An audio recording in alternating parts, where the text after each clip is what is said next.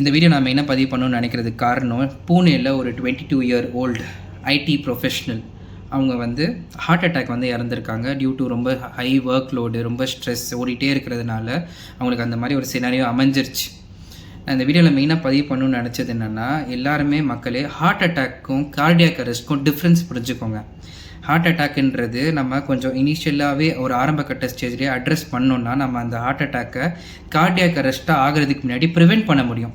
Cardiac அரெஸ்ட்ன்றது heart லப் டப்புன்னு pump பண்ணுற இந்த ரிதம் வந்து சேஞ்ச் ஆச்சுன்னா அது ரொம்ப ஃபேட்டல், நம்ம டெத் கூட ஆகலாம். ஹார்ட் அட்டாக்ன்றது ஆர்ட்ரிஸ் ரத்த குழாயில் பிளாக்கேஜ் இருந்ததுன்னா நம்ம ரத்த குழாயில் போகிற அந்த பிளட் வந்து ஹார்ட்டுக்கு ரீச் ஆகாது. அதனால் ஹார்ட்டோட எஃபிஷியன்சி கம்மியாகும். அந்த மாதிரி நேரத்தில் தான் ஹார்ட் அட்டாக் வரதுக்கான சான்சஸ் இருக்குது.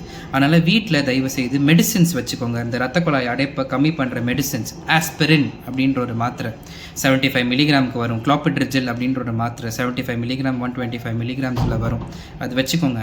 நைட்ரோக்ளிஸ்டின் ஒரு மாத்திரை. இந்த மாதிரி மாத்திரைகள்லாம் வந்து ஒரு செஸ்ட் பெயின் வரும்போது நம்மக்கிட்ட இருக்கணும் பேக்கப்புக்கு. வீட்டில் பெரியவங்க இருக்காங்க, எல்டர்லீஸ் இருக்காங்க, மெடிக்கல் ஹிஸ்ட்ரி எல்லாருக்குமே இருக்க தான் செய்யுது. இந்த மாதிரி மெடிசின்ஸ் நம்ம வச்சுக்கிட்டு அட்லீஸ்ட் நம்மளுக்கு ஒரு ரியாக்ஷன் டைம் இருக்கும். நம்ம ஹாஸ்பிட்டல் போகிற வரைக்கும் அட்லீஸ்ட் இந்த செஸ்ட் பெயினாக இருக்கட்டும் போகிற வரைக்கும் இந்த ப்ரிப்பரேட்டரி ஃபேஸில் நம்ம கொஞ்சம் பேஷண்ட்ஸ்க்கும் எல்டர்லிக்கும் நம்ம ஹெல்ப் பண்ணலாம். Knowledge is the main thing to be in this scenario. நம்ம நாலேஜ் இருந்ததுன்னா நம்ம இதெல்லாம் நம்மளால் பண்ண முடியும். சிபிஆர் எப்படி பண்ணுறதுன்னு கற்றுக்கோங்க தயவு செய்து. So these are the things which I wanted to convey in this video.